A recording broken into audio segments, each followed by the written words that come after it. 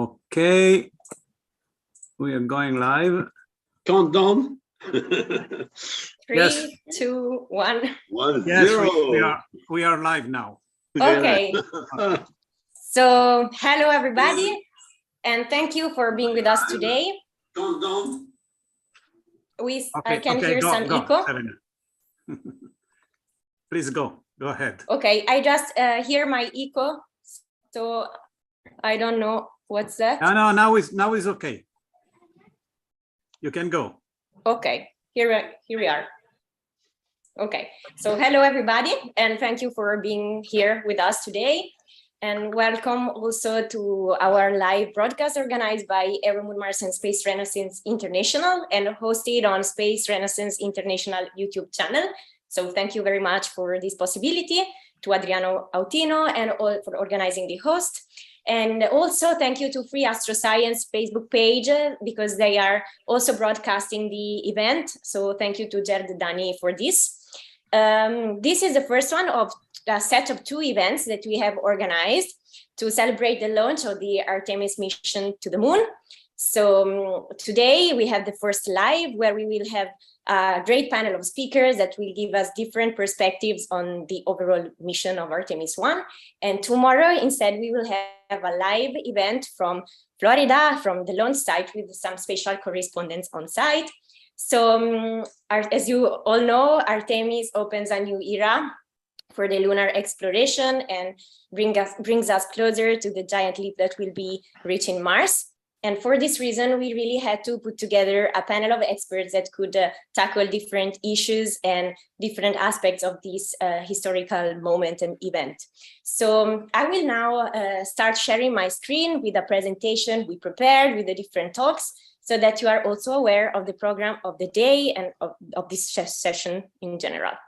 I hope everything works okay. Just tell me if you can see my screen properly, please. Yes, that's fine. Okay. Yes.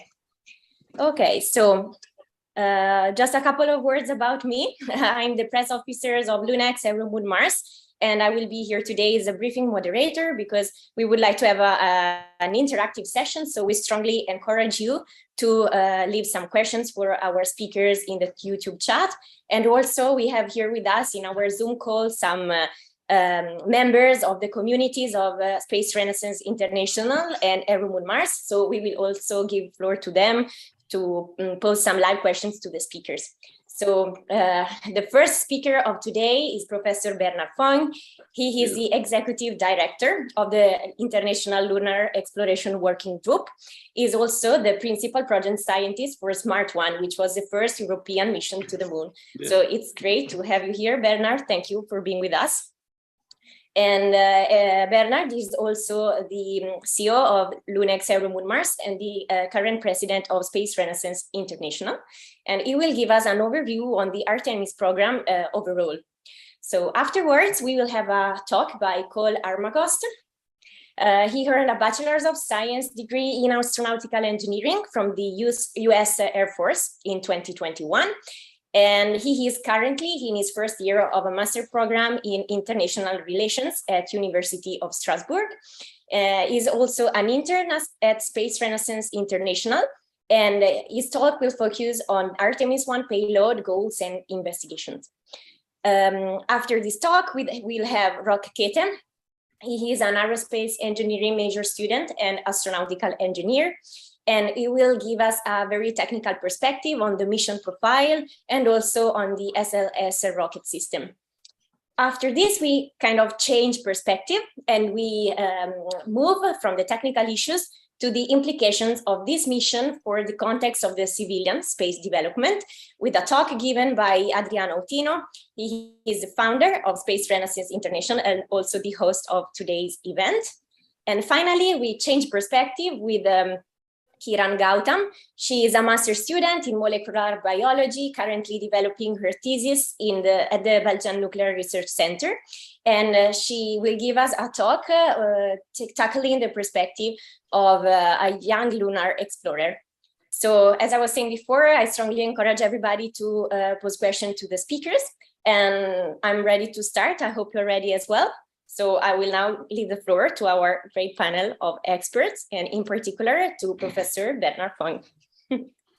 Thank you very much, Serena. Thanks to all the panel and participants. It's really, quite emotional to be here today. Actually, I'm now in Florida, very close to the launch pad, on my way to see the launch on 29th of August in the early morning for us in Florida. And it's a very important milestone, something we have been waiting for a long time, maybe too much time, because as we'll discuss, Adriano will see, there have been some delay in the program, but it is happening. We are going to the moon with a big program that should be sustainable, and where we will have humans going there and going forward to the moon. So if you can go next, I want to show you where we come from. Well, let's start this millennium, because we are now the Artemis generation. So Artemis, that's a sister of Apollo. So Apollo was last century, but this century, this millennium, we started a new generation of missions that went to the moon. And actually, the first mission that went to the moon this millennium was in 2003. It was a Smart One spacecraft that was built by the European Space Agency. And actually, I was a lead scientist, so I brought my Smart One t-shirt to commemorate this legacy. But very soon, in 2006, we were we eventually landed on the moon with Smart One with a crash. But 2007 we launched 2 missions to the moon. We had the mission Chang'e 1 from China, and we had the mission Kaguya from Japan. And the year after we had a mission from India, Chandrayaan 1, which also was hosting a number of international payloads. And in 2009, we had 2 missions launched together, Cross, that had an impactor that went in a place and really measured water in this impact. And we had the LRO, Lunar Reconnaissance Orbiter, that is still in operation now with the beautiful images. So let's see, next, what after this fleet, next slide. After this fleet of orbiters, what can we do with the result? Here is, for instance, some views that we have obtained. Actually, it was the work that we have done with the EuroMoonMars intern, some 2005, so quite a long time ago, 17 years ago, with Marina Eluzzi. We put the different individual images that Smart One camera took of the south polar region of the moon, and we could identify the region of interest, region of permanent shadow, region which are peak of light, region of geology, and also places where we could have a future robotic village and even a human outpost. So even next slide, we discovered a place close to the South Pole, which is almost always in light. A peak of quasi-eternal light on the connecting ridge from the South Pole to other areas. And you will see this will be a candidate for Artemis 3 to land. So you see, we first discovered that with Smart One. So next slide shows also that successive missions have proven the existence of water ice in the subsurface of the moon, the impact of Cross, but also here the data from Chandrayaan 1 have proven that there is, in fact, some water ice and also some radicals made out of water all over the lunar surface, and this is just propagating over the surface during the lunar days. So clearly, a new moon with new scientific discoveries, new resources that were discovered, and we want to go to the next step. So what is the next step? Next slide shows what actually 25 years ago, the International Lunar Exploration Working Group, this is a committee of COSPA, which includes space agencies, space industries, space academia, and also space entrepreneur and explorer. We put together a roadmap for exploration and utilization of the moon. This is called now the Moon Village Roadmap. So we have this first phase with a robotic precursor in orbit, like this fleet of orbiters that I've described. Now we are in the phase of a robotic village where various robotic landers and rovers are in place in coordination. And we are entering the next phase where we are going to have a human outpost and a series of human outposts, and where we are going to deploy even larger system for phase 4, which will be a sustainable human and robotic base, a moon village. And the Artemis program is going to contribute to this long-term view that we had 25 years ago, but now it is happening. So next slide shows you that, yes, this robotic village exists. In 2013, China landed on the moon, this Chang'e 3 lander, and this is still in operation now, some more than 8 years after. And it also, as you can see on the next slide, deployed a small rover called U2 Jade Rabbit that made some measurements there. It was a bit short-lived because the moon is a quite hard place to survive because of temperature, extreme in this region, but also because of dust and the vacuum. But China launched again in Chang'e 4, which was on the far side of the moon, and then Chang'e 5, which went to the surface of the moon and even retrieved samples after a rendezvous in orbit towards the Earth. So you see, our robotic village has started, and in the next years, we will have every year several landers that will go to the moon. So we have talked about new science, new face of the moon. There are also resources on the moon. And in the short term, we have water ice that has been discovered, hydrogen that could be used for propellant for a rocket that could be launched from the moon. And as you know, it takes 50 times less energy to launch a rocket from the moon than from the Earth. So you could have this propellant made available. We have also oxygen in the rocks of the moon. We have sunlight. And we have also a special isotope of helium-3 that in the future, possibly in 40 years, could be used for clean nuclear fusion. And 10 tons of helium-3 can provide the energy through nuclear fusion to Europe in 1 year. So actually big resources. But my belief is the most important resource on the moon is how we can inspire brilliant minds, young people to create, to innovate. And that's a resource that we should harvest thanks to the moon. So next slide shows you, okay, what is the global exploration program?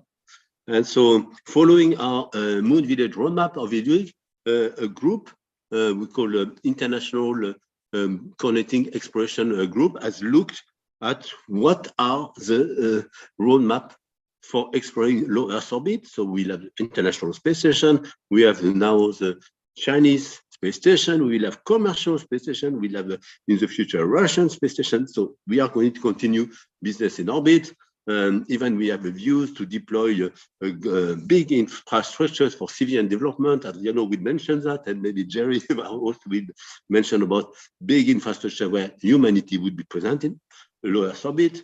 Then we have now the moon surface, and also eventually some infrastructure in orbit. And we have this that is also an important milestone to prepare for deep space exploration, including going to Mars with humans. So that's a general view.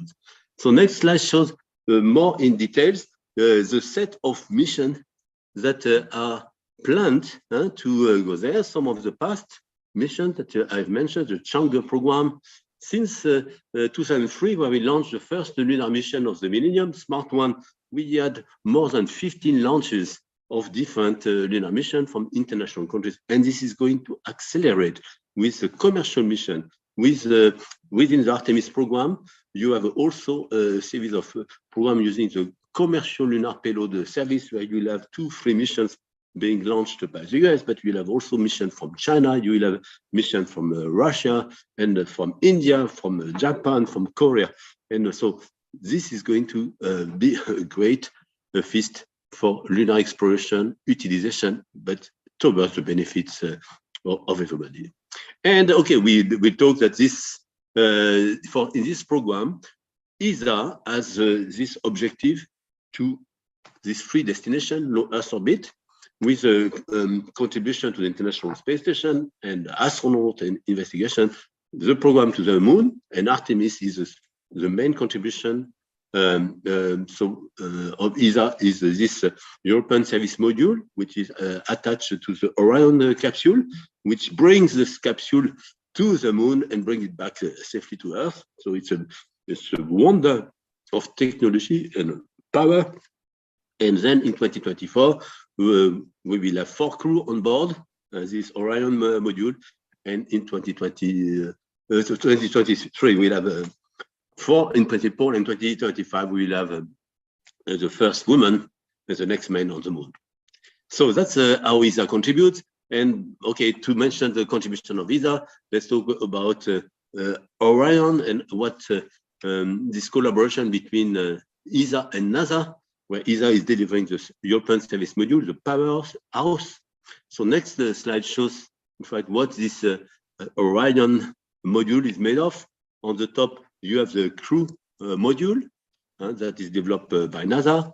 You have an adapter, and then you have the European Service Module that provides what you need: power, air, water, the right temperature, and also a lot of intelligence and navigation to bring this crew module to around the moon and then back with a very high accuracy.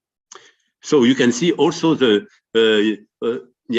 so how it's 25 tons for 7 meters larger span, this power from the European Service Module. And you had before also a view of the hardware when it was assembled and tested. Next slide shows you that this is a big journey to put together this Orion module. So you had the service module, which was built, the structure was built in Europe, assembled in Germany, and then the arrays also were integrated, and this was put on the module adapter and assembled in the Kennedy Space Center. It was tested also in Ohio Test Center, and now it is on top of the SLS rocket on the launch pad. Next slide shows some of the beauty and of this technology in this Orion module. We have this big solar array that would provide enough electricity for 2 big houses. You will have ability to have water and air for 4 astronauts. It has an engine which is very strong, so it's and a lot of fuel, 2,000 liters of fuel. Okay, so still we are spending a lot of fuel, 50 cars fuel reservoir, but a very good structure that hold everything together, very smart thermal control system that maintain the temperature within the range of operation, and a brain for navigation, for monitoring all these tasks. A brain that we have in fact inherited partly from the development that we have done for the automated transfer vehicle, which was built by ESA for the International Space Station. Next slide shows you, this is also a great story of international collaboration. So just this Orion service module has contributors from Germany, from Italy, from US, Switzerland, France, Belgium, Denmark, Sweden, Norway, the Netherlands, and Spain. You see, Europe is all involved into that. And that's a part of this Orion project, and the Orion part, the Orion crew module crew capsule is managed in the US. And next slide shows you we have made quite some progress in terms of exploring the moon, because we started the last century looking at the moon with our telescopes or from the space station. Eventually, we went with Smart 1 to the moon in 2003, arrived in 2005-06, and got some data about it. But then we approved this program in 2012 of providing a series of service modules for this program, which is now called Artemis. And you can see a great development in terms of technology, management, industrial activities, and working together to contribute to this venture. So next slide shows you, okay, the rocket. Kete Rok is our rocket expert. He will give you more details, but on this module with a big rocket and what I've described, what is really this bit on top, which contains the Orion module. Rok, we see that more in detail, and he has been close already to the launch pad, so he will share also his views. Next slide. Just to put the thing in context. So this rocket that we are launching today, is how big is it? So you can see that's a rocket here in SLS Block 1 that is containing the Orion module. So you can see it compared to the big rocket of the past, Energia and Saturn V. And but you have also some other rockets that are in operation now, Falcon Heavy and the Starship, which is in development. So that are going to contribute also to the future exploration in low Earth orbit and beyond. So next slide shows, okay, more about the rocket and the view of the rocket.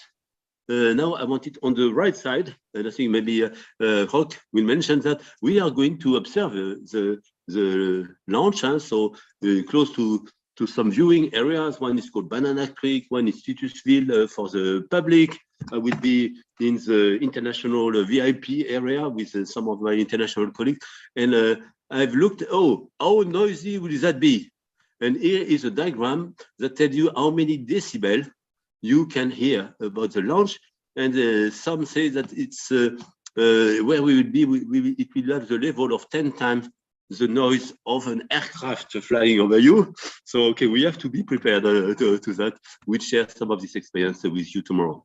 Next slide shows you many milestones for Artemis 1. Clearly, there is the development of the Orion module, the development of the rocket, all the management of the payload. So Cole Armagost is going to describe some of the very interesting payloads that are going on this truck, a space truck, but no, in fact, much more than that.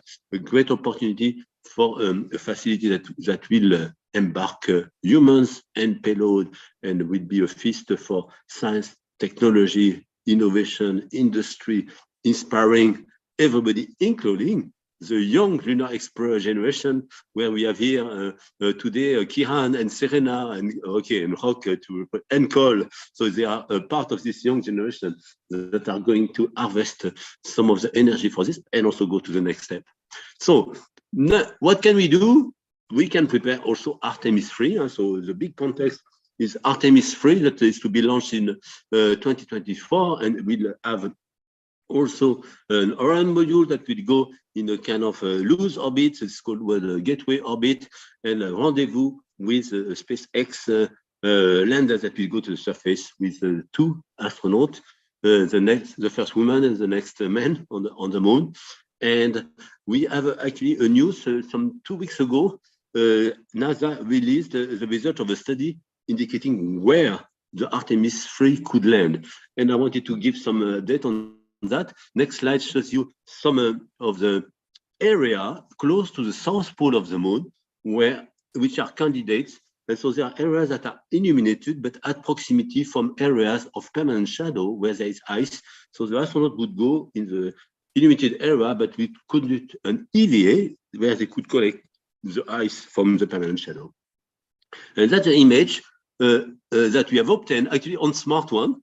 You see some 17 years ago that we put together with this list of targets that were identified by NASA. And actually, you see the data we obtained were very useful also to determine what are the landing site of interest. So next slide shows we have put them together on the map. So these are all the very interesting area. So you see, we can prepare Artemis 3 as well when we are going to touch the surface with some previous data. So we need a program to analyze data, develop instrument, test the instrument, test them with human, with astronaut, and also prepare for habitat on the moon. So that's what we do with the EuroMoonMars program. And I want to show when we have this base, what will we do? So we are simulating now already what we do on this base. Next slide shows you some the views of the Artemis base camp that will be in place towards the sustainable moon base. So you see, you have a pressurized vehicle that is a laboratory. You have astronaut doing some studies of samples. You have some facility to extract resources. And so we have to train for all these activities. And that's what we do with the EuroMoonMars program and other also Analogue research program. Next slide shows, for instance, we have landed on the moon. You can see we have a small lander and astronaut maintaining it, changing instruments. That the campaign that we have done here on Earth. Next slide shows you a base, a moon base that we have built. And this is in Hawaii.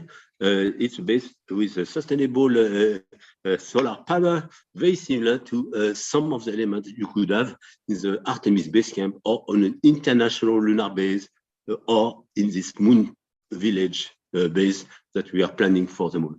By the way, we are looking for astronauts for a campaign on this base that we'll have in December. So please come and join us. And what will we do on this base? We'll have, like astronaut doing field work, taking samples. This is in Hawaii, very similar to the moon. And then we will prepare for the next step of a sustainable presence on the moon. And for this, there is a lot of work to do for all of you to contribute. So Artemis is a very important milestone, but there are also many other activities that can be conducted. And you can see on next slide a number of challenges that we have for a sustainable presence on the moon. Next, you have to get there. Okay, this is to get there with the rocket in space and then with the lander, but we'll have to operate, communicate, survive, to have mobility system, to explore, and also to use the resources and to have a partnership between robot and humans. And the new element is that we will have to do that with a much broader range of multiple stakeholders, users, not only from government money, but also commercial entrepreneur. And that's the new next area of human space civilian development for the future that we'll discuss at the end. So that's this overview of Artemis within the Lunar and Exploration program that I wanted to present. And I thank you for your attention. Thank you very much, Bernard, for this great comprehensive overview on the mission. And once again, I invite our audience to put questions now in the chat. I'm checking for now, the chat is quite quiet, so we can wait until the end and then collect the questions after the next speaker. So maybe I can also ask to the people who are in this Zoom call if they have any questions or observation. Otherwise, we start with the Cole's presentation on the payloads. So any questions from the Zoom call? Okay. Question to all of you. Who wants to go to the moon after Artemis 1? Okay, so Cole, I think the floor is yours and you can start your presentation when you're ready. Thank you, Serena. Hello, ladies and gentlemen. My name is Cole Armagost, as Serena said, and I'm an intern for Space Renaissance International. And today I'll be giving you an overview of the payloads and concomitant goals of those payloads that will be sent up tomorrow in the Artemis 1 space launch system. So to start off, we'll be talking about Captain Moonkin Campos. He is which is the name that has been given to a test dummy who is in the Orion capsule.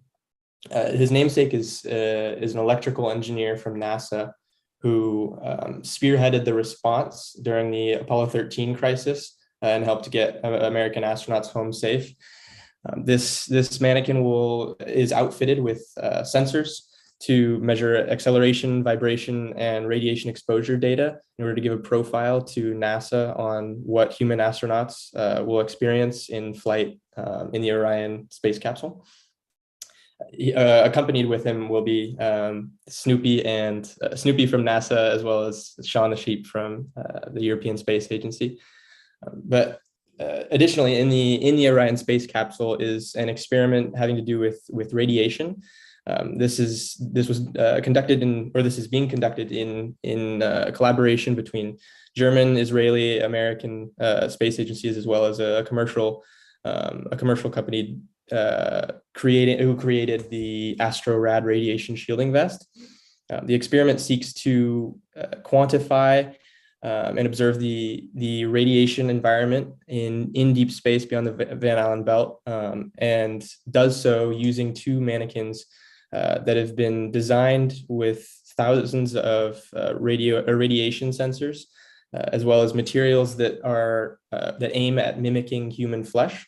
Female forms were chosen because women typically have greater sensitivity to the effects of space radiation. And so at the end of this experiment, the dummies will be returned when Orion lands, and one of these dummies will be wearing a vest and the other will not, and using the data they can evaluate whether or not the vest is effective. Next slide, please. And so it's important to remember that the primary mission here is to demonstrate integrated system performance between the Space Launch System and the Orion space capsule. But along with this is a set of secondary payloads that are really interesting in their own right.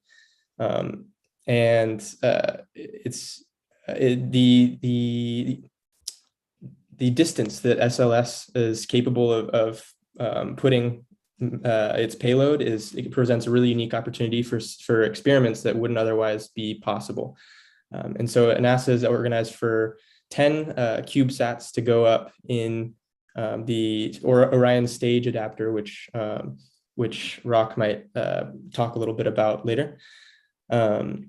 And I will be going into what these payloads are capable of doing.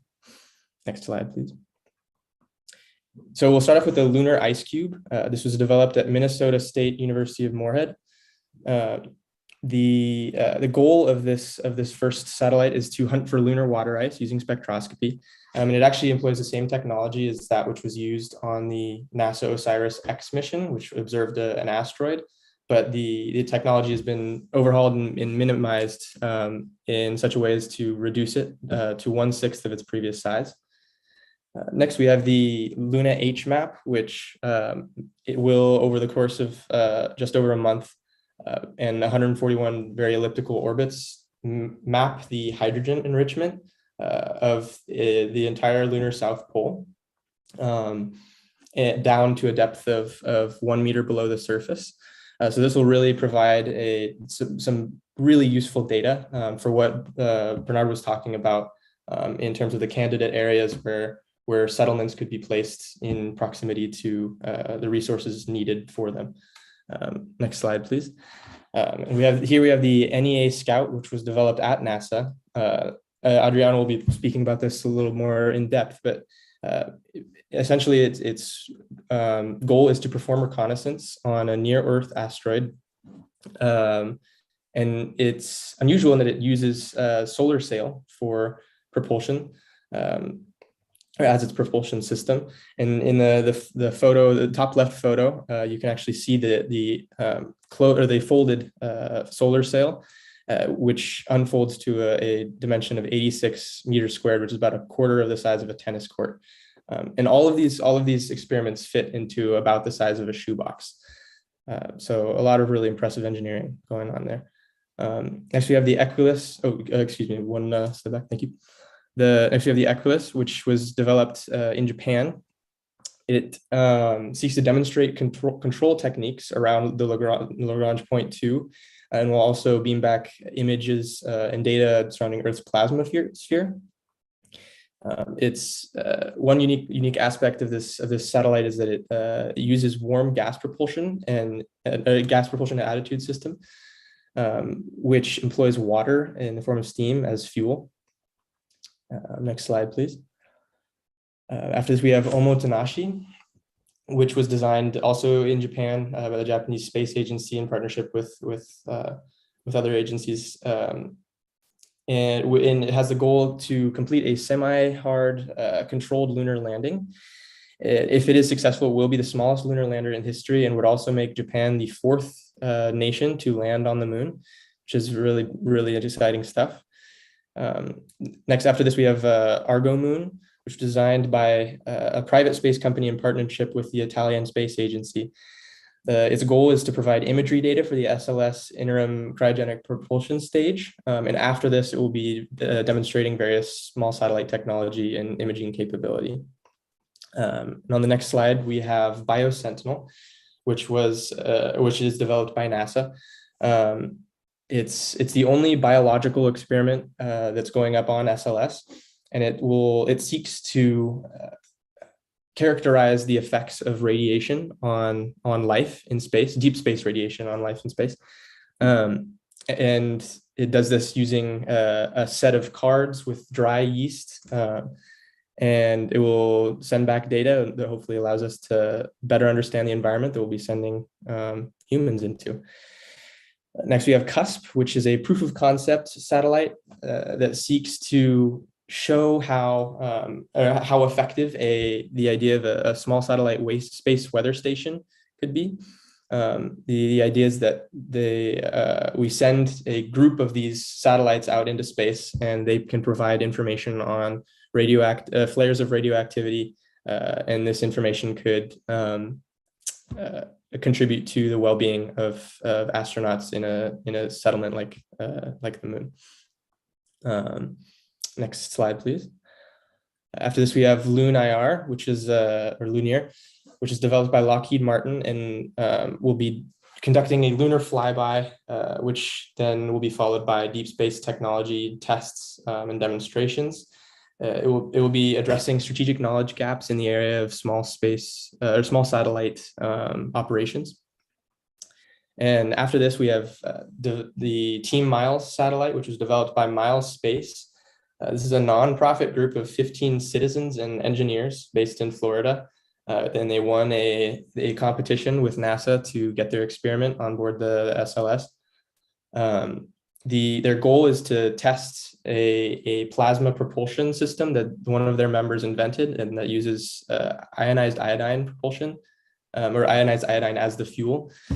And their target is to travel over 96 million kilometers from Earth, which would make this by far the farthest traveling CubeSat in human history. And that is everything I have for you all. Thank you, and I'll hand you off to Rok, Kete.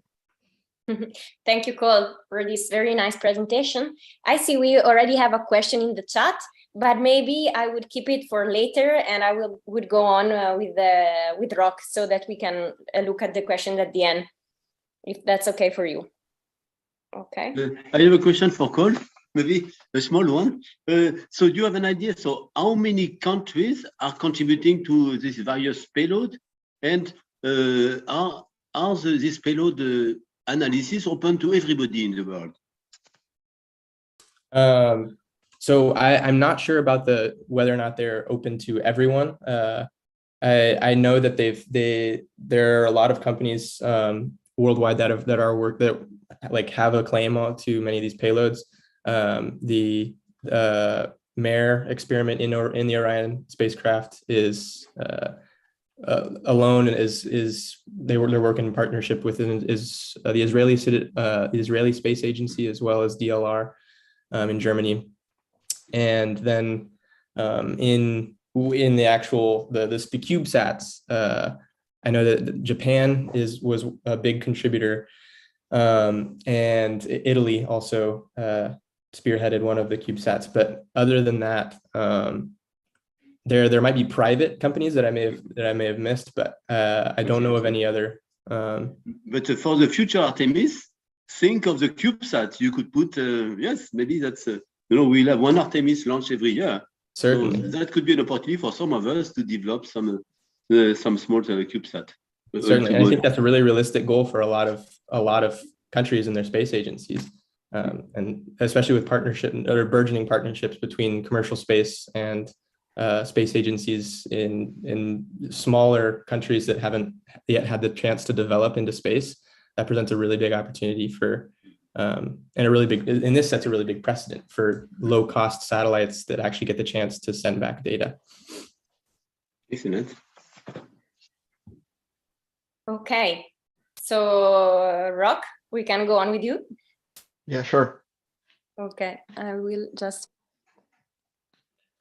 So I'm going to present you first of all, a couple of basic information about the launch vehicle itself. So that will be a Space Launch System rocket, or SLS, and then more about the mission profile for the Artemis 1.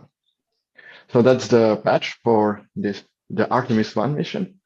So basically you have a SLS on the middle, a moon in the background, and two orbits, TLI orbits, leading to the moon and back from it.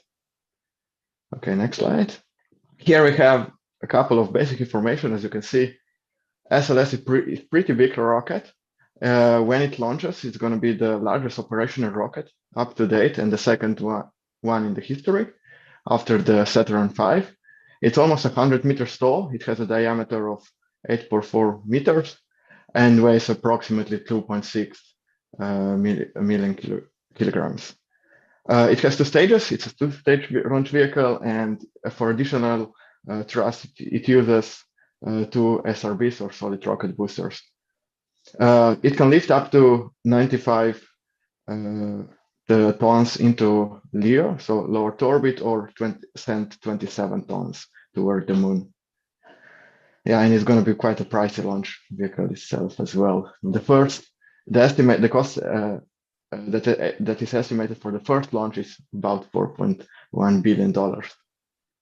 But on the next launches, the cost would come down a bit. Okay, on the next slide, we can see the main components of the rocket, main elements. By far, the largest one is the first stage, or core stage, SLS core stage. Then on those, you can attach on the core stage are two solid rocket boosters. Those are basically the same, pretty much similar. They're really similar to the SRBs that flew on the space shuttle missions. They added another stack to get some extra thrust, so the launch vehicle itself can even lift off from the pad. On top of that, of the core stage, we have an interstage that connects the first and second stage. For the second stage, the SLS uses inter and cryogenic propulsion stage. Some of you may be familiar that the same stage is flown on the Delta IV rockets. They basically just reused the Delta IV rocket to save on the development cost and time. And then on top of that one is a payload adapter. As I already mentioned, that's where the CubeSats are stored. And from there, they will be deployed after the Orion is separated from the rocket. And on top of the payload adapter, we have the main payload that will be Orion. So the crew module with the service module that will fly around the moon. And in case something goes wrong on the launch, the SLS also has a launch abort system, or ILS. On this particular launch, the ILS won't be active.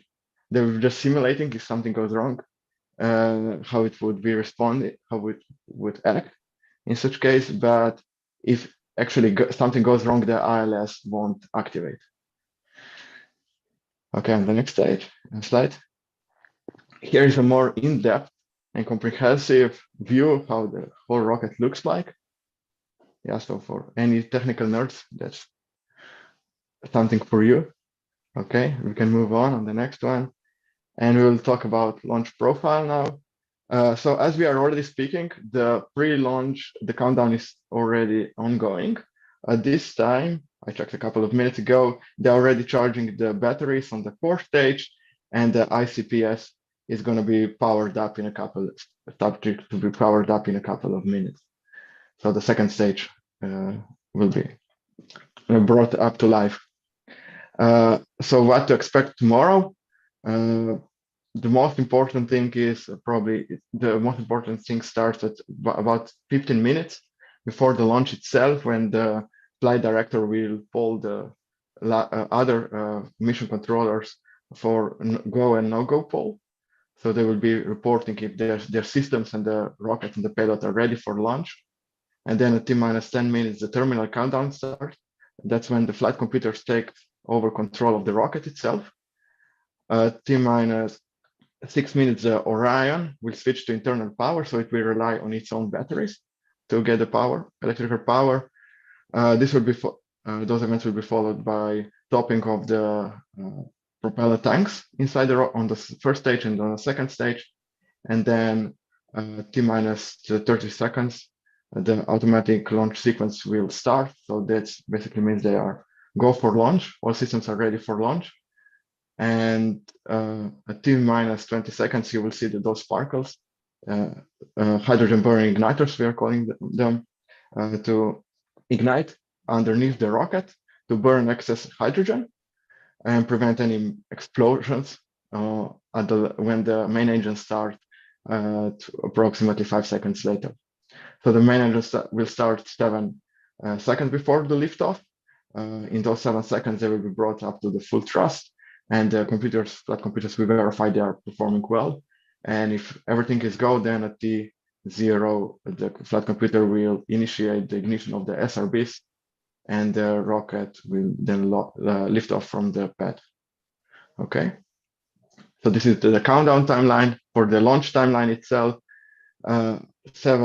approximately 7 seconds after the launch itself, the rocket clears the tower, and it will start firstly the roll program and then pitch program that will be going to look pretty similar to the rolling pitch maneuvers that were done by space shuttles. T plus 1 minute and 10 seconds, the rocket will be passing through the area we call it max Q, or maximum dynamic pressure. That's where the loads on the rocket itself are the highest, and that's where it's most likely, if something structurally gives up, that's basically the time when it should do. And then the SRBs will burn for approximately 2 minutes and 10 seconds, and then separate to approximately 2 seconds after they burn out. The core stage will continue burning for another 6 minutes.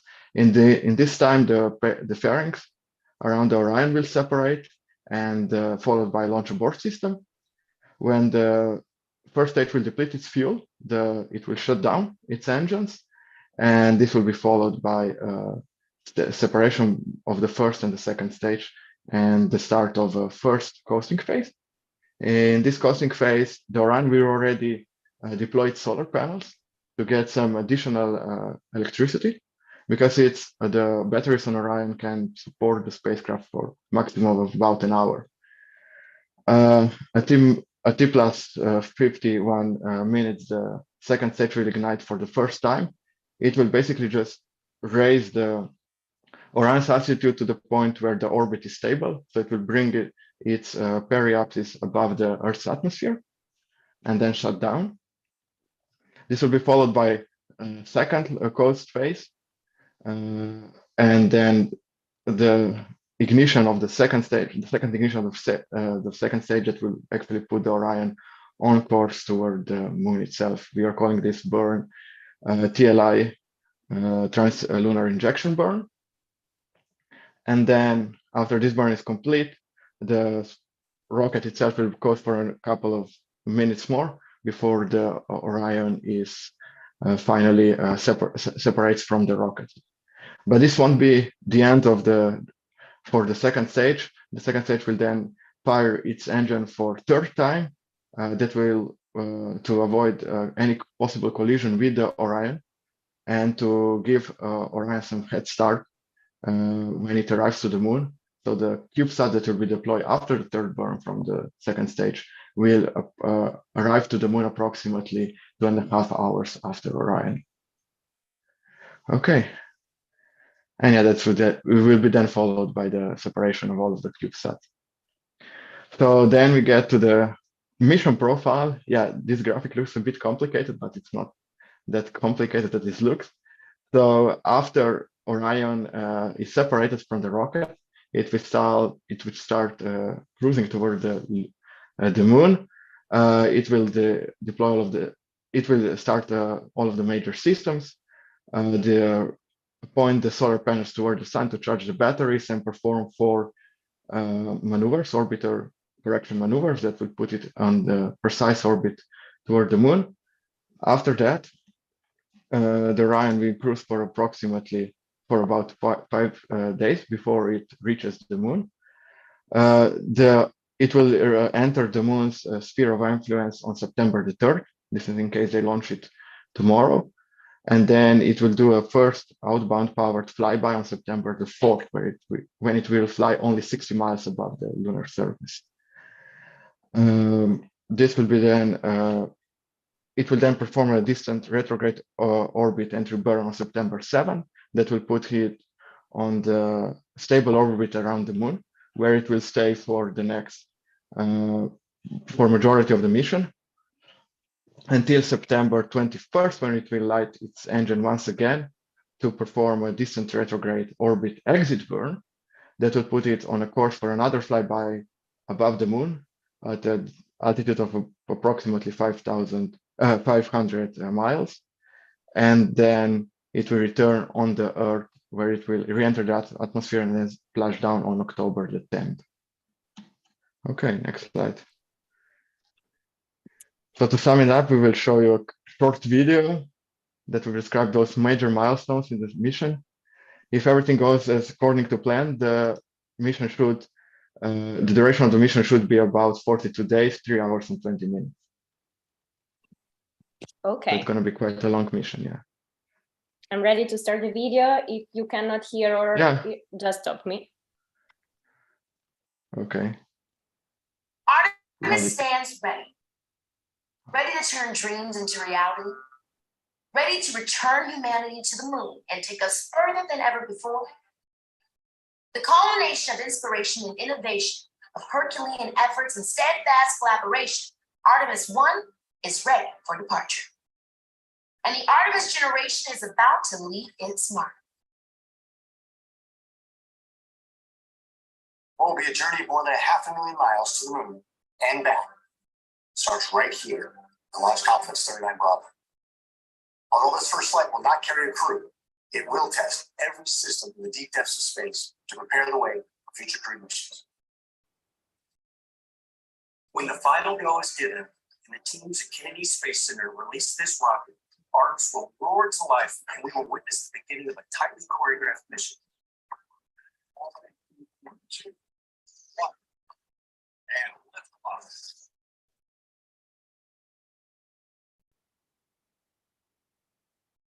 The first 2.5 minutes lift Artemis off Earth and build momentum. It's another 6 minutes of pressing uphill, accelerating to orbit. This is followed by a push from the second stage to raise Orion higher. And once all the systems are cleared to continue, the second stage will fire again and push Orion beyond the bounds of Earth. At this point, we're going to the moon. It'll take several days to reach our destination, but as we spread across the void, many new procedures and systems will be tested and proven. 240,000 miles later, Orion will enter an oval-shaped orbit around the moon, one that will take Orion to about 60 miles above the lunar surface and then out to 40,000 miles beyond the moon. This is a distance farther than any human-rated spacecraft has ever gone before.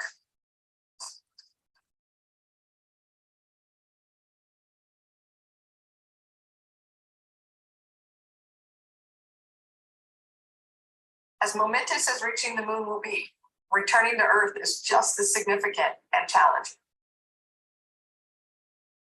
Every observation we make, every lesson we learn on this journey prepares the way for humans to safely venture out and return home. And so on its final lap around the moon, Orion will ignite its main engine, push out of lunar orbit, and begin the long trek home. This is a spacecraft built for the harsh conditions of deep space, as well as the intensity of returning home. Nearing Earth, Orion separates from the main power and propulsion systems of the European service module and prepares for the final sequence of events. Entering Earth's atmosphere at 24,500 miles per hour, the heat shield endures the fury of re-entry. The air around Orion reaches temperatures half as hot as the sun, but also slows Orion considerably. Until finally, parachutes can deploy, allowing Orion to gently dip into the Pacific Ocean.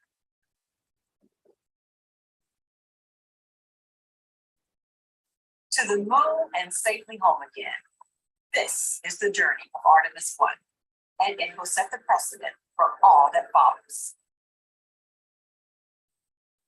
United with partners around the world, this is the challenge we choose.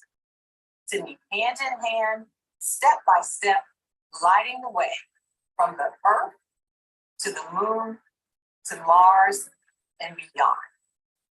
We are ready.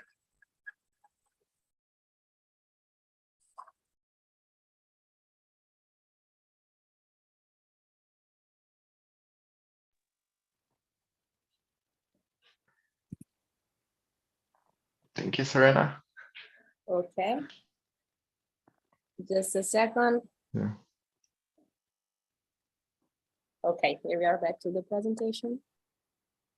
Yeah. So here we have a couple of images that were taken in the last couple of days of as you can see, the rocket the SLS is already sitting on the pad 39 Bravo. This is the pad next to the 39 Alpha, where the Apollo astronauts lifted off from toward the moon. So yeah, next one. You can clearly see the core stage, and then two solid boosters attached to it, and then on top the second stage and the ICPS and the Orion spacecraft and the launch escape system ILS. Okay, next one. Another view, and the next one. From a bit closer. On the side, you can see the rocket is attached to a couple of umbilicals. Those will all decouple from the rocket at T0, just before the rocket will lift off. Okay, next one. And what is for the latest news, the launch window will open for tomorrow. Tomorrow's launch attempt will open at 8:33 Eastern Daylight Time or 12:33 UTC. It's about 122 hours long. And if they don't, there are two backup launch opportunities then available on September 2nd and September 5th. Those will start a bit later in the day. As of now, the latest weather forecast predicts about 70% of the favorable weather at the launch time. There are a couple of concerns about the cloud rules that might be violated at the launch time because because it's the first launch of this rocket. The flight engineers would like to have pretty clear skies to get really the best view of the rocket itself and see how it really behaves during the flight. Okay, that will be all from my end. And for the technical questions, yeah, you can then ask in the chat. Thank you, Rock. I think we can now read a question from Jerry Stone in our chat here on Zoom. So he's asking, what are people's views of the cost of the space launch system? And do you believe that it is sustainable for long-term exploration and development of a presence on the moon? So I think you can answer, or anybody of the other speakers. I mean, just feel free to take floor. I'm guessing here we have a reference to another super heavy launch vehicle that's currently being developed in Texas. Yeah, so the fact is SLS and Starship needs each other, at least for the Artemis missions. You cannot, for example, put the Orion capsule on top of the Starship, and you cannot land SLS on the moon like a Starship can. So yeah, despite that SLS is quite an expensive launch vehicle, it's still needed. You cannot just replace it with something else. Yeah. So now also on the launch side, I mean, clearly SLS was developed. It took much longer time. It has a higher cost than it was proposed for, but it is a system that is in the US that allows to offer high technical jobs to a large number of states. And it's also a job program. Actually, it's better that they are used for this than for military activities eventually. But yes, clearly that's very high cost. But also in the future, we have to see how competition can come in. Now it has a merit that it exists, so it's a great opportunity to have a payload to go to the moon finally. But clearly, after this is done, we have to see how we can allow some competitors and then have some development that benefit from all the technology, scientific advances, but also that is more commercially effective. In particular, if we want to invest part of the budget, not only in rocket, but also in activities that we will conduct at the moon.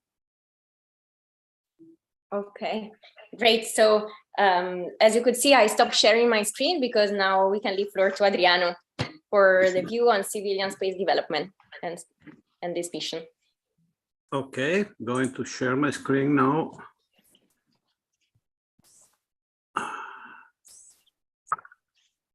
Okay, share.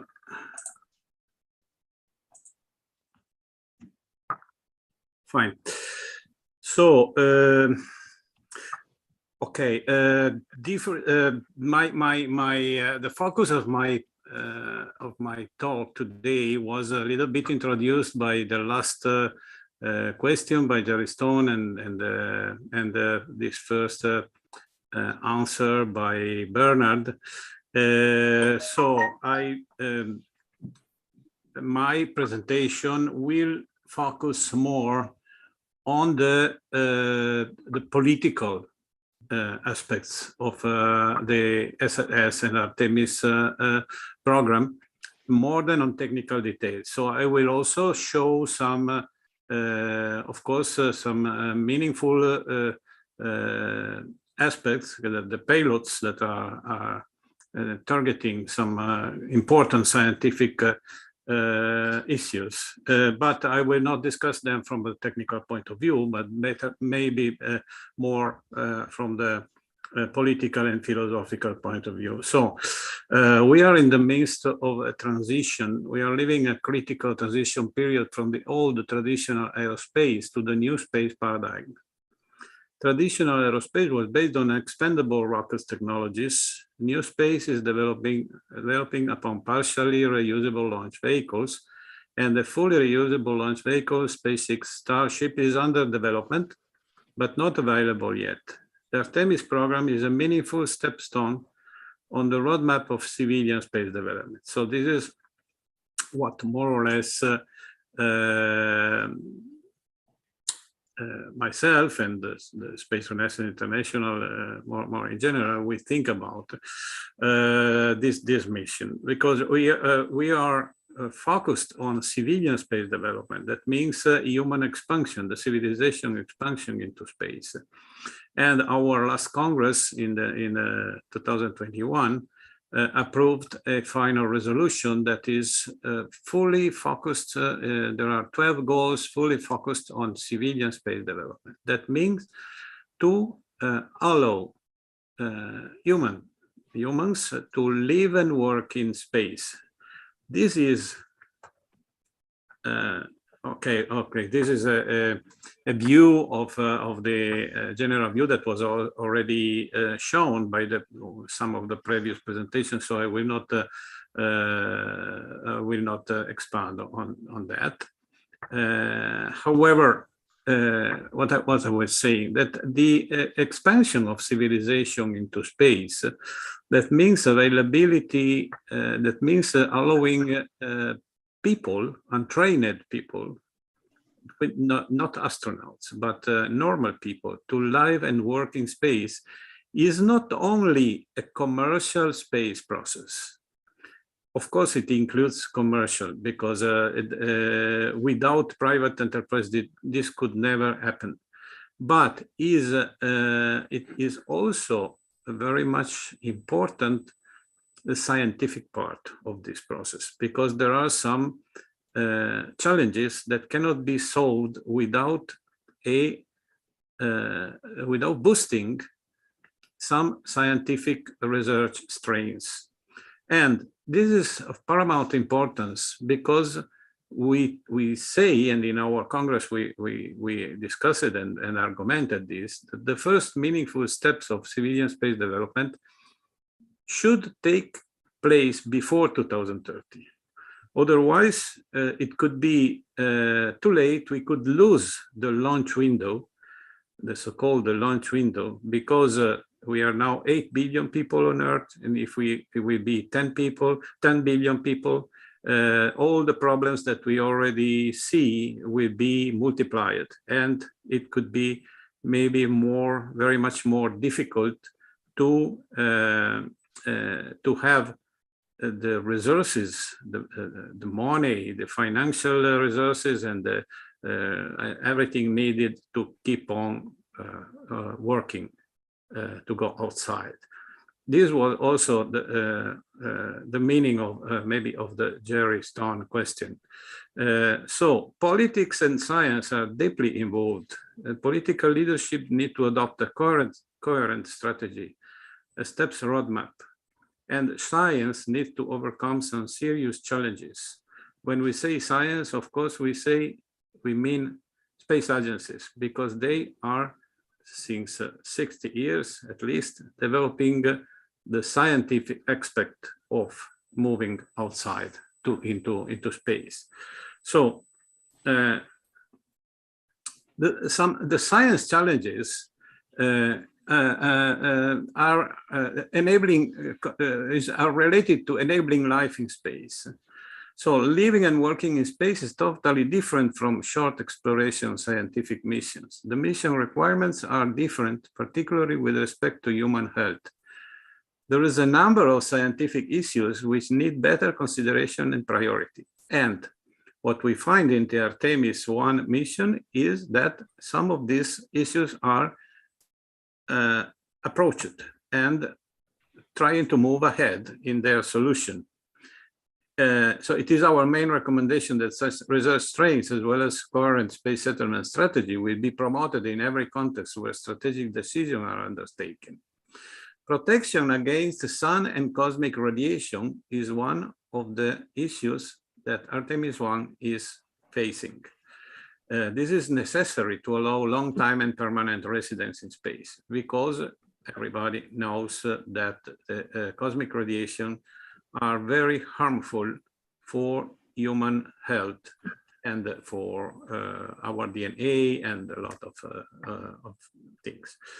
Then simulated gravity has the same importance, necessary to avoid quick change of human physiology, giving the freedom to space settlers to go back to Earth when people like so. Okay, Artemis 1 doesn't have any experiment targeted to this issue.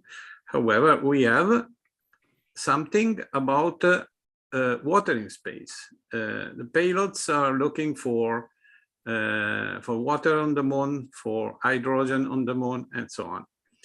And last but not least, we should not forget low-cost space transportation systems for civilian passengers and cargo. Low acceleration spacecrafts, both at launch and re-entry, safe and comfortable atmospheric re-entry mechanism. And from this point of view, we cannot do anything more than supporting space tourism and all the efforts that are being done on this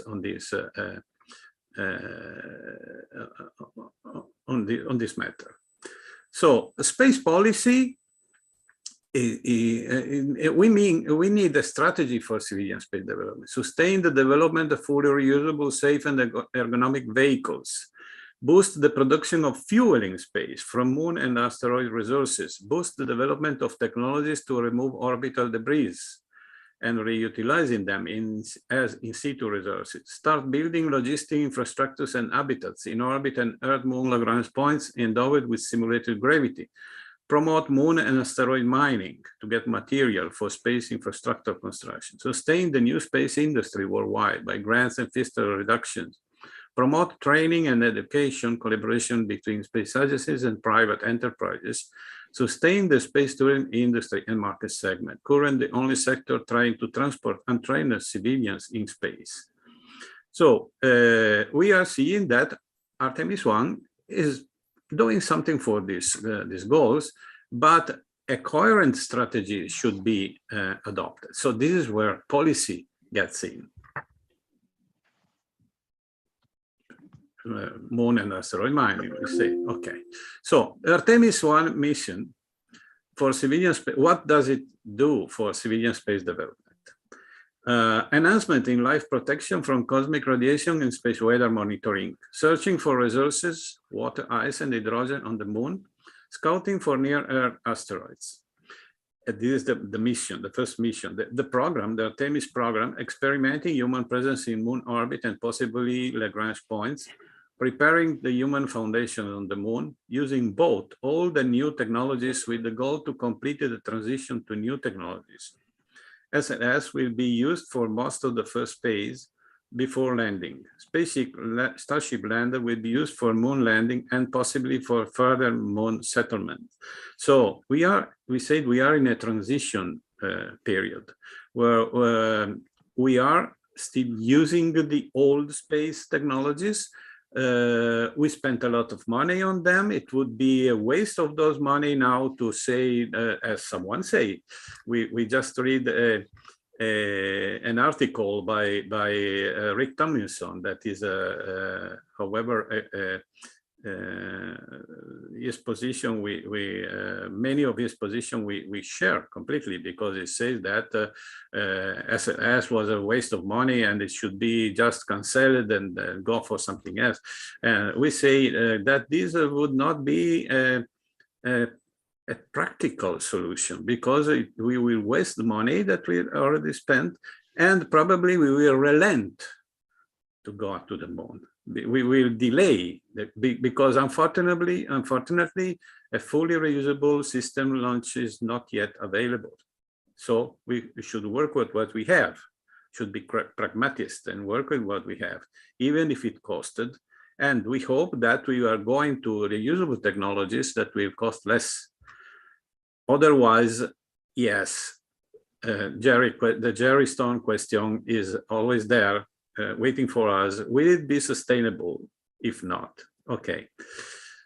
So I will not expand very much on the payloads. I just want to name the payloads of Artemis 1 that are going to work on space radiation and space weather. The Biosentinel CubeSat, an astrobiology mission using EST to detect, measure, and compare the impact of this space radiation on living organisms over long duration beyond low Earth orbit. So when we speak about long duration beyond low Earth orbit, it means that we are working, we are targeting living and working in space, not only exploration. This is important for us, for civilian space development. The CubeSat for solar particles will study the dynamic particles and magnetic fields streaming from the sun, and as a proof of concept for a network of stations to track space weather. This is also very much important. The sun is especially the sun is a how can I say, a very choleric god. And when it releases its flares and storms of particles, they could be very dangerous. So it will be very much important to try to detect these events when before they occur. Then these two projects, these two payloads developed by JAXA, the Japanese space agency, we work on the Earth's plasmasphere to study the radiation environment around the Earth, and flying to Moon Lagrange point to characterize the dust in the cislunar region. This is also very important because Moon Lagrange points are very important for us, because the Lagrange points are the places where we can put something like a big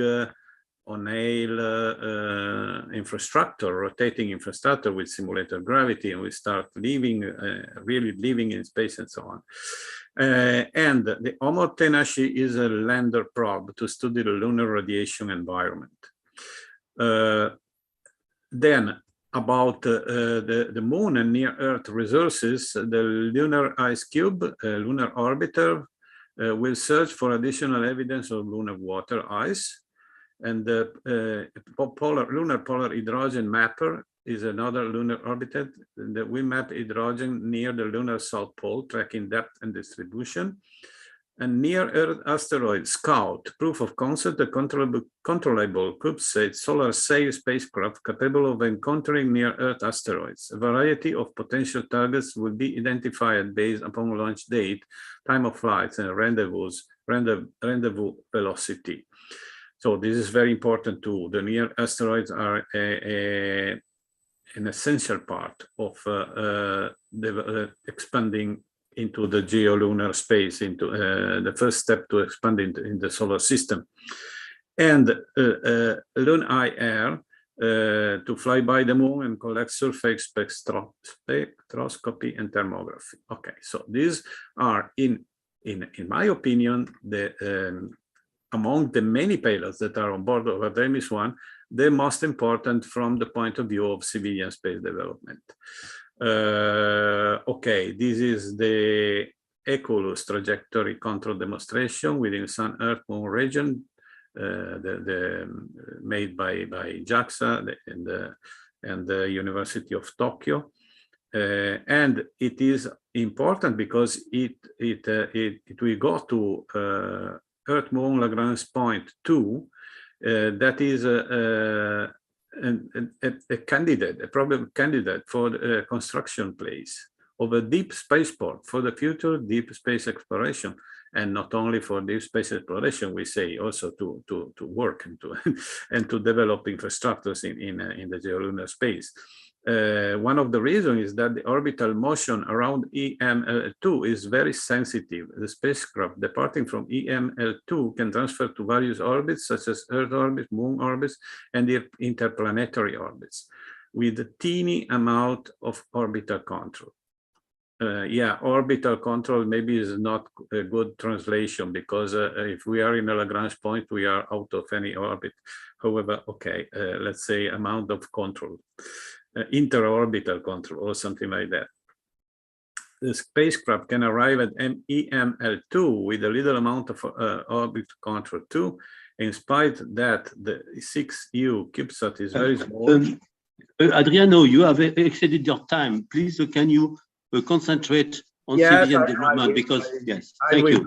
I will go quicker, but let me say that the previous speaker didn't respect the 10 minutes. The first but the TV show is ending in 15 minutes, Adriano. Okay. The TV show, yeah. No, okay. no, but I'm going to the end. Okay. It's not very much longer. Focus on your topic. Thank you. So, okay, near Earth asteroid Scout, I already said.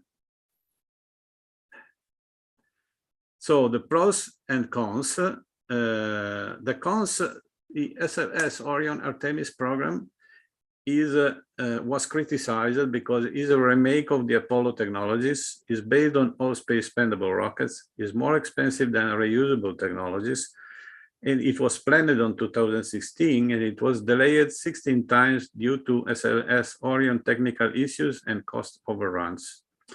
The gateway's scope is uncertain and likely a lagging factor. Orion cannot land on the moon. The SpaceX Starship moon lander will make the gateway useless from the point of view of landing on the moon. On the overall balance, the gateway will reland the US moon program. This was the core of the criticism that the gateway got in the SLS program. On the pros, we can say that SLS Orion Artemis program allows to manage the transition between old and new space. It uses both spendable and reusable technologies. It allows US acting timely using what they have with respect to China's lunar program. is planned to establish a permanent human base on the moon, propedeutic to lunar settlement and industrial development. And experimenting human presence in moon orbit and possibly Lagrange points, the gateway may be useful, maybe as a self-standing program. Changing its design towards simulated gravity could be maybe in the future. So, okay, that was all. Thank you, and I apologize for taking maybe 30 seconds. Thank you, Adriano. Thank you so much. Okay, I will go back sharing my screen for the last speaker, Kiran. And in the meanwhile, I see we have our audience is just sending greetings from a lot of different parts of the world. We have people from Belgium, from India, from Poland, from Germany, from France, really an international audience. Okay, so let me put it full screen. Kiran, if you're ready, I will mute myself. Thank you, Serena. I'm sorry. Of course, if someone has questions or comments, you can do it at the end during the Q&A time and discussion. Hello, everyone. First of all, I would like to convey my gratitude to all the panel speakers for sharing, enlightening with a lot of nice information and useful information on Artemis.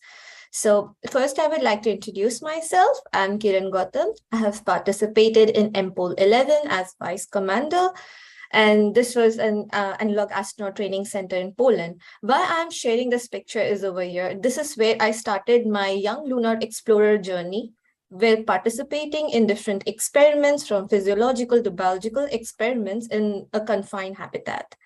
So first, what does an Artemis mean to a young lunar explorer? Before that, I would like to say what does moon exploration, or why are we exploring on moon? What does it mean to young lunar explorers? First, the humanity's return to the moon is with the Artemis, and this was the last moon manned mission in 1972 of Apollo mission. So from here first, why is moon important, or why are we exploring moon? Moon serves as a great test bed where we can perform experiments of different devices, technologies, and space flights, and also biological experiments. What it affects has its effects on the human health and astronauts, because we are now planning for long interplanetary missions to Mars. Next slide, please.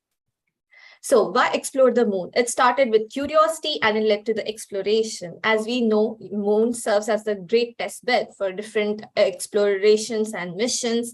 And also, as a biologist, what drew my interest was how there are different effects of the extreme conditions on moon on the human health. And also this will serve a purpose for astronauts for having long interplanetary missions, and also how we can take something and learn something from the moon and use as applications on Earth. Next slide, please. So, as we know, we can use in the form of innovations what we take the message from the moon. There is an experiment performed by Thomas Pickett from European Space Agency. He had performed an experiment how he had exposed the material to to see how it can reduce or suppress the effect of bacterial property, and he tested in extreme conditions of space, and that material can be used in different applications on Earth, for public health sectors to food industries.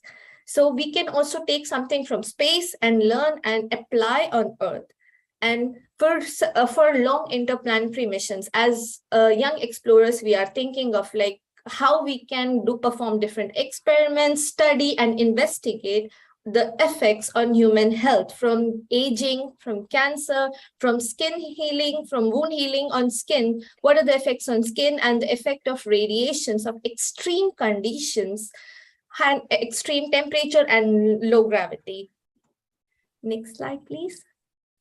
So in the lunar habitat in Poland, in the confined conditions, we have performed different experiments, from biological experiments to also like psychological experiments, where we worked on the bacterial property interaction with the hydrogel and seeing how the interaction works and how the hydrogel property is affected and in the confined space. And also psychological health plays an important role when we are targeting for long interplanetary missions. So how we can overcome the stress, the anxiety, and different other parameters. And also, as we know, the resources are limited when we travel to space, and the food resources, how we can renew the resources of plants, growing plants in space conditions, or the protein source or the food source, how we can mimic or stimulate a same compound, and how we can sufficify the need for the resources. So these were the experiments we performed in the habitat. As a young lunar explorer, these were the experiments how we can perform in the habitat of moon, on moon. This will be a great message. And Artemis, the next slide, please. And the Artemis will help us to go back to the moon, the bringing back humans to the moon, and also then it will enhance the study and the space explorations to know different causes of different effects on health and also on different parameters.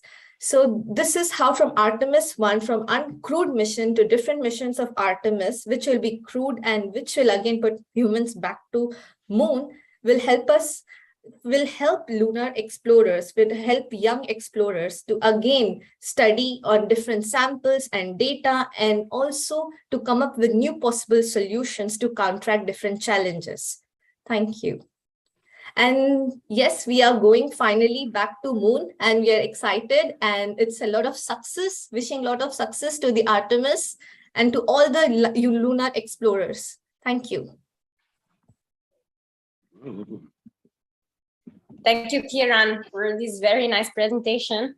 And also, yes, as a young lunar explorer, I also feel myself like to say that the Artemis mission is really exciting, because we kind of have the chance of feeling the same excitement that it was shared by previous generations, because we missed that in the past. So it's great that we can live this now in such an inspiring way. So Kiran, you were the last speaker of our session. Yes. But we have here in our Zoom chat a lot of speakers. So I think that now it's a good moment if anybody wants to add comments, or just if you have extra questions, really please feel free to take the floor and to intervene. I'm just quickly checking who is here with us from our communities of EuroMoonMars and Space Renaissance. I see we have Professor Sofia Pavanello from University of Padova. And I think it's also a good chance to remember a great event we are planning next week from 7th to 9th September, because she's the chair of the scientific committee that organized the Padova conference basically next week, where where EuroMoonMars and Space Renaissance International will be present with different speakers, and we will be there giving talks and participating in the university congress. So I don't know if Professor Pavanello wants to intervene, but I mean, we had not planned it. So this was just a reminder that of this event we have in store for the next week. And hello. Yes, you can talk. Sorry, but Great. I was in another Zoom meeting for the conference for the last for the last event that we had to organize. Thank you very much for your nice presentation. I should like also to say hello to Bernard and all of you that are here. So thank you very much. The next week in Padova will start a very fine and unique event for the 8th centuries of our university. And I thought to to space as the unique topic that can really reach this kind of event. The meeting will start the 7th of September and finish the 9th. In the same time, there will be an exhibition with the Moon Gallery exhibition, and that will be taken from the 3rd of September until the 15th of September. And so I think that it could be really an occasion to meet all people, but I know that Bernard and also you, Serena, will come, and also Adriano, that will be a chair of a very important session in UN and Arts. So I think that will be a very fine and useful event for the space. Yeah, and there will be a medical session, so clearly there is a lot of medical research to perform. This event will be a very multidisciplinary event with many sessions, and in particular the 8th of September. Mm-hmm. Good. Oh, okay, and we'll have a cat on the moon. Excellent. Excellent. Yes, I saw also that we have with us Thomas Matula, and we have mentioned there is a biosentinel experiment going on Artemis. So, what other biology experiment can we think in the future, and also agriculture on future mission to the moon?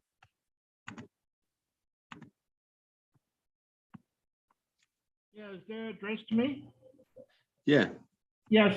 Well, you know, the moon has all kind of potential in terms of advancing technology and agriculture for space settlements, because we can start experimenting on how plants grow in low gravity. We've done experiments in microgravity on the ISS, but there's been no experiments done really in low gravity. One minor experiment on one of the Chinese rovers, but nothing really systematic in a facility where you have humans to conduct the research and to take the detailed measurements of it. And that's one of the things that really the potential of facility on the moon has, is to start doing solid agricultural research to see what kind of plants we could grow on the moon, and what changes take place in the plants in low gravity. So, well, actually, a question then to our young lunar explorers on some of this topic of science experiment. Should we think of a payload we could propose for the next Artemis mission, Cole? Or do you have any idea of what we could do? Yeah. So, for instance, also we have mentioned we have flown previously on ISS some experiment to see the effect of exposure on ISS of various samples. These were organic sample, living sample, algae, fungi, tardigrade. So we saw that they can survive well in low Earth orbit. We could see in the future how they survive in lunar orbit or even on the surface of the moon. And we have proposed also such experiment to fly on board of a lander for future lunar payload, a gallery of living organisms to see how they survive. And as well, we have proposed a gallery of artifacts called the Moon Gallery. But any idea from the young lunar explorers what you would like to send to the moon on the future Artemis mission? I can maybe say something on this. So I'm personally really looking forward to the next Artemis missions, when we will have humans going on the moon, and from the perspective of design and architecture in general, I think it will be amazing when we will have a sustainable presence on the moon, and where humans will be staying there for long periods of time, because we could really see how living in confined and extreme space environments affects their psychological and also their well-being. And I think I'm personally really looking forward to that part of research that will come for sure, and that will be enabled by Artemis next mission. So really looking forward to that. Mm-hmm. I don't know if you guys want to add anything, or we are receiving lots of messages in the chat, so I'm just trying to keep up with everything. So yes, we have people from Japan watching us at the moment. That's great. Okay, I don't see any further questions. Okay, so if anybody has anything else to do, we have a short video that we can use to conclude this session. Mm-hmm. Otherwise, if there are other talks. Otherwise, okay. Also, we have a message from Julio Resende from South America, from Brazil. He's running a simulation called Habitat Marte. It's more towards Mars. And so there are some campaign going on there. As you know, we are also planning a campaign in Poland called EuroMoonMars Poland, MPOL, in October 1st to 7 and 11 to 17 October. And there we will have a number of crew astronauts from the International Space University, from the summer studies program, actually, where some of them us has been teaching. Adriano had a workshop there. Serena and me, we had a workshop on the moon outpost. And some of the attendees were very engaged. And now they are going to live in a moon base for 1 week, isolated from everything, or in a capsule. So we'll have a number of programs like this, which is also the way we contribute to the Artemis effort. You are the Artemis generation, making both some experiments, some engagement, and also thinking on the geopolitics of going to the moon, which is very complex now, and also how to involve some of the new space actors. So very important moment. Absolutely. We hear from Rok. Okay, so we are almost ready. So just the weather has to collaborate, but we have a good hope. Yes, we are positive. And also, I would like to take this time to remind our audience that if you are interested in knowing more about EuroMoonMars initiatives and also Space Renaissance International, we are on Facebook or on Instagram. You can subscribe to this YouTube channel from Space Renaissance International. So just take actions to get in contact with us and follow the next steps to prepare for the moon. Yes. We have been also joined by Tae-Sik Lee from Korea. He's a great friend of the Space Renaissance International.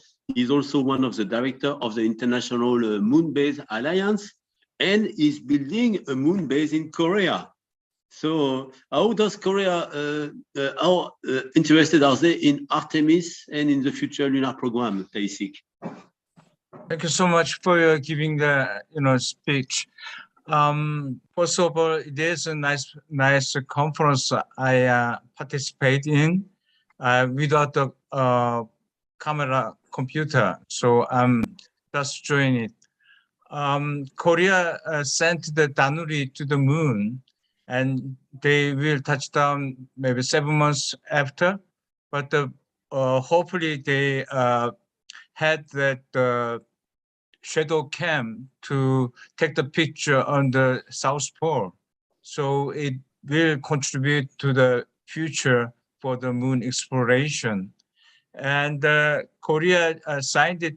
We are the member of the Artemis, so we are looking for all contribution. First of all, I'm developing for the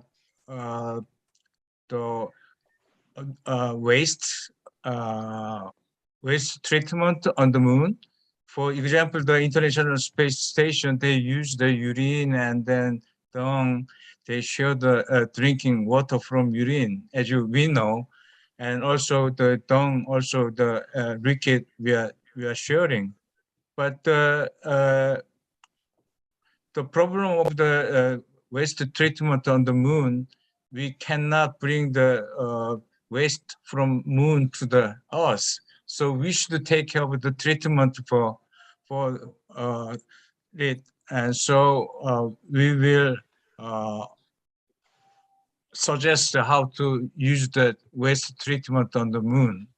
And also they are looking for many ways to contribute the Artemis right now.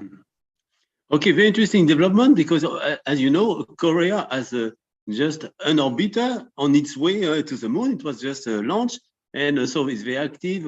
Also, Professor Desikli has built a great facility in Korea, which is a vacuum dirty chamber where you can test payload for future lunar mission rovers. And so Korea and Asia are very active in this landscape of a lunar mission. So, and also one more comment, Bernard, if you allow, because we will have the good relationship and also MOU with the International Space University. We will special program for the expert space program in November with that ISU program, International Space University program. So all the Asians, please interested in that education program. And also Bernard mentioned about the International Moon Base Alliance, and we will International Moon Base Alliance has the HISIS, the Spatial Exploration Research Institute for training, and Korea will develop the HISIS in Jeju Island. So that means that we can treat the analog astronaut training program in Korea for the Moon and Mars. So please, consider good place to be educated. We'll come to your base. So we have Yes. a good moon base in Poland, in Hawaii. We are building a new one also in Europe. We have Korea. Yes, so that's the way we contribute to the Artemis generation effort. Yes, so back to you, Serena. Thank you, Bernard. So before, I think, displaying the last video, we can spend a couple of words about tomorrow's appointment, because tomorrow we will have a short live event from Florida, basically, where Bernard will be there to give us some latest updates from the launch site. And you will also watch the NASA TV that we will just redisplay, so that we can follow and comment on the launch together. So it will be at around 2 p.m. So we are really looking forward to tomorrow. I would now share the last video that we kept just for closing this event. And thank you so much to the speakers and to our audience for being with us today. Okay. 3, 2, 1, mission.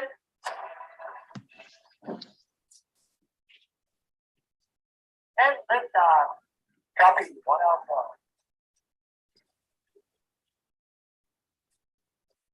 That's phenomenal.